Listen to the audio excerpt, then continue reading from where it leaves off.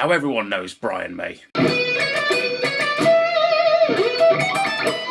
absolute melodic king, one of the best bands in the world, Queen.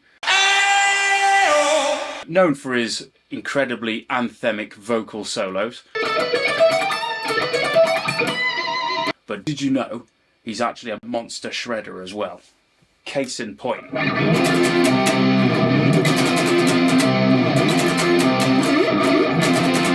Brian May, Brian May.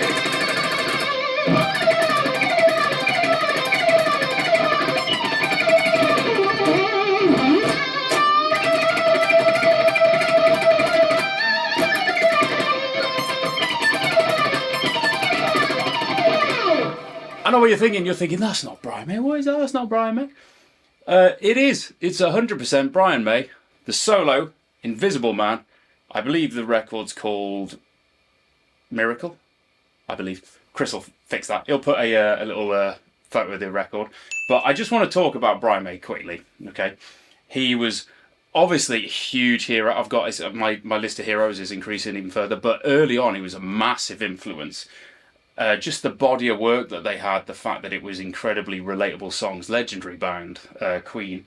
The first thing I would have heard of Brian May was actually my dad had their very first record, and I remember hearing, if I can find a phaser, I remember hearing this.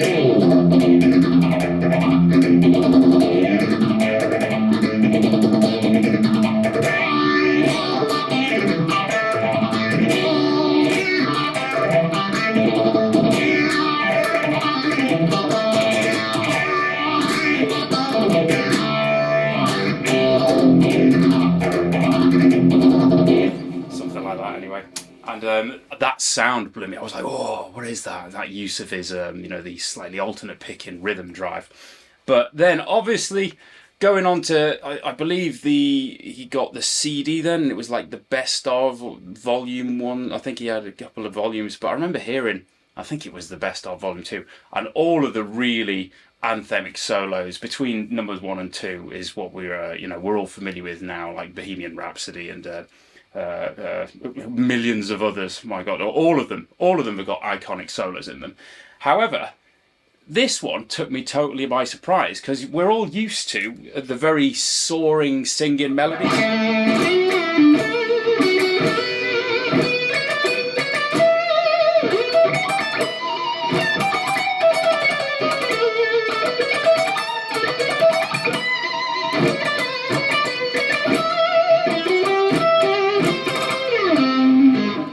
Etc, etc. Everyone knows that one, but then go from that and things like to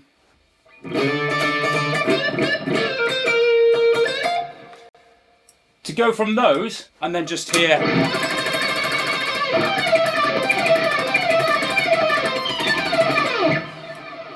I was like, what the hell is going on? But it obviously totally different, a shift of play in there, completely full on. So it was Invisible Man, and I still remember seeing my friend over the road. This is going back. He had Sky TV. This would have been early 90s. Very, very, very top of the range stuff back there. And we used to have channels. It wasn't like now where you can just watch whatever you want, whenever you want on YouTube. The YouTube didn't exist back then, would you believe? So we used to have to obviously listen to the records, listen to the radio, and then we had this thing called MTV, which is where, again, iconic moments. I've played it on another video, but that one.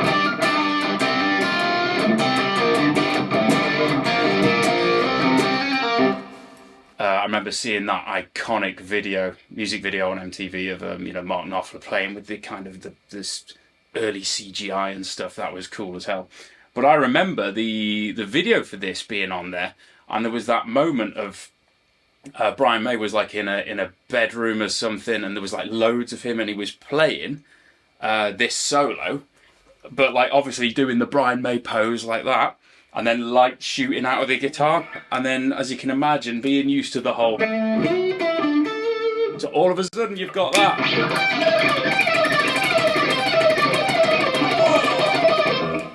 That proper blew my mind, and I thought, what a rock star. But going to bring me on to a couple of things I just want to discuss here. And the first thing is I was such a fan. I remember telling my dad, Brian, man, you know, obviously listening to the records, and it was on there. Like I digress, I said before, but I was just such a huge Queen fan that he managed to get hold of a VHS from, I think, a friend of his who played guitar and stuff, and he had this this video, Starlicks, I think it was called, and it was like one of the earliest instructional videos. I remember sitting there with my guitar because I'd already learned, like I've said before, my uncle showed me some chords and like a power chord, and my ear was pretty good, so I could figure some things out. And I sat there and watched the guitar, and watched the video, and he started off by just showing, you know, his amps and his guitar, and it was so cool. I was like, oh my god, this is so cool! I'm gonna learn all the Queen stuff. Can't wait, can't wait. And then I think the first thing he did when he finally started, you know, going through his solos, he was just like, okay, so I'm just going to show you the first solo off on the way. And then he goes like this. Alright, it might not have been quite that complicated, but honestly, to me, sitting there, watching this thing, it literally was like he'd just gone... Okay, and slowly... And I'd be there going, what the hell? The same thing happened with, I'm sure you guys have all watched the Yngwie Malmsteen. More is more. How could less be more? More is more. And he did his REH video, and we're all like, oh yeah, come on, let's learn something. He goes, okay, so you can play A minor. And then he goes, okay, and then slowly. Okay, now we do the next thing. And we're all there going, what the hell is this? And it's, okay, slow. Okay, and it, again, brings me on to the subject of discouragement. It's a very real thing, and it ruins lives. But even what I want you to know is, even now, I'm coming back into this, I watch youngsters on YouTube and Instagram, and I'm just like, oh god, I can't do this. And it's a very real thing that you can just all of a sudden not want to play the instrument anymore. But like I've said before, I think I did it in the Q&A thing, is if to progress on the instrument, it's just about keeping the love of it alive, which is my major fallout, is when I just stopped enjoying it because I was playing music so much professionally, and it stopped that. The burning desire wasn't there, and it stopped me from picking it up every day and trying to play it every day. So all we have to do is try not to set your sights on the most impossible thing now, and just try and achieve one thing a day, 1% a day. And that's what I'm currently doing. Is I'm still, to be honest, the hardest thing is I'll do a video on it where I'm talking about how I've developed, you know, got my technique back and stuff. But I've looked and listened to a lot of the old stuff I used to play, and I'm kicking my own ass, and I'm like, oh god, I can't play. And the pressure of that gets to me sometimes. However, it's your friends, and like, you know, having Rick, like we talk most days, and I just know that I've got to, if I want to stand next to him, I've got to really push it up there. And that means, like Mike Tyson said, you have to train like you love it, even if you hate it, and just do it every day. So what's helping me, sorry I'm rambling, is doing stuff like this, listening to I dug out all the Queen records, you know, while I was running, listening to them. I'm like, oh, Brian May is just so goddamn cool.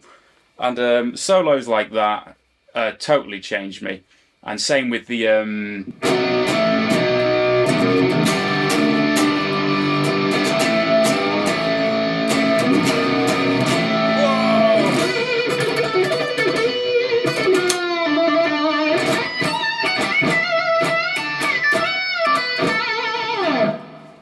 Slightly over the top. But all those iconic solos. If I quickly just digress and talk about his use of rubato. So what is rubato? I'm sure you're all guitarists, all musicians, probably aware already.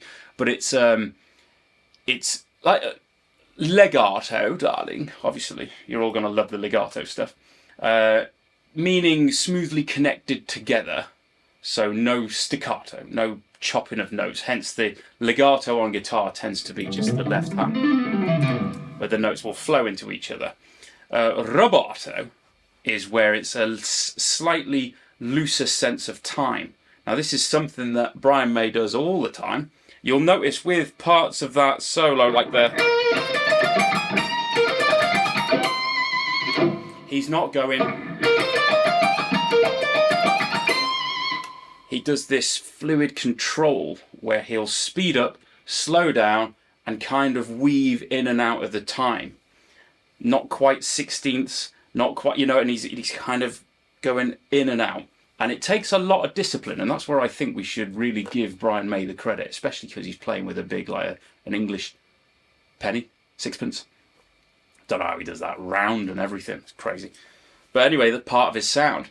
But same thing here, if you listen to the Invisible Man side, which you've all got to now go on YouTube and learn it. It's just chromatic, starting from like, like a C root note we've got.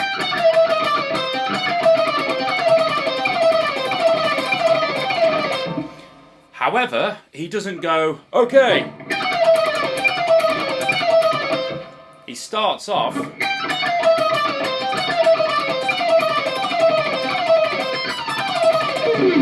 The idea. Now, takes a lot of discipline. Now, I took that from him, like listening to those solos, and I usually, like even now, I'll apply it to just playing scalar consistently, just picking everything, but then getting used to that control.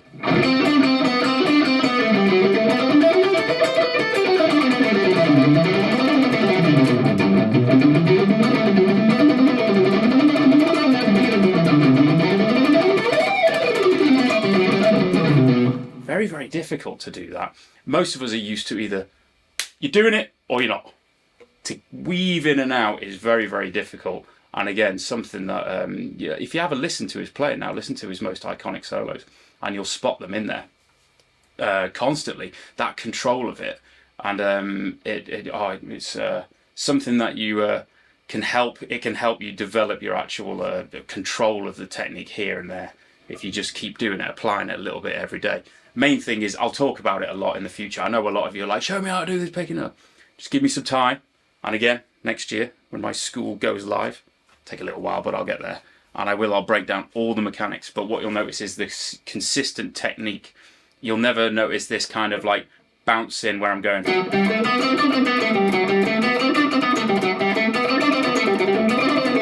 Like my technique stays pretty consistent most of the time.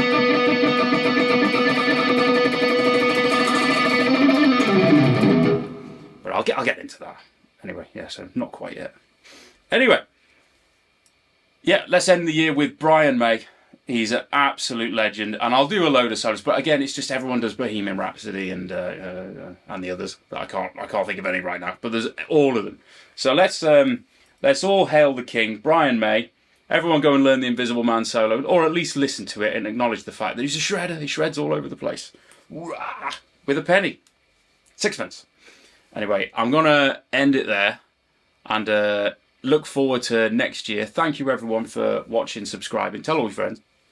We're on like 5,000. It's amazing. It is. I know there's people with millions, but for me it does mean a lot because I am coming back, slowly, and the encouragement is great.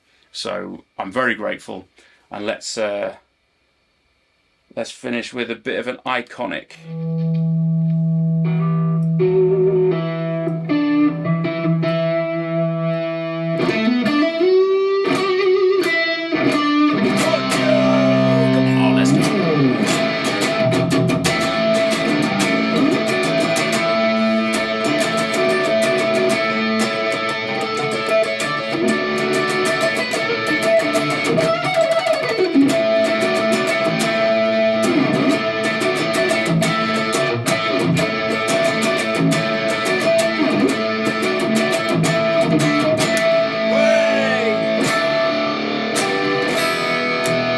Thank you very much.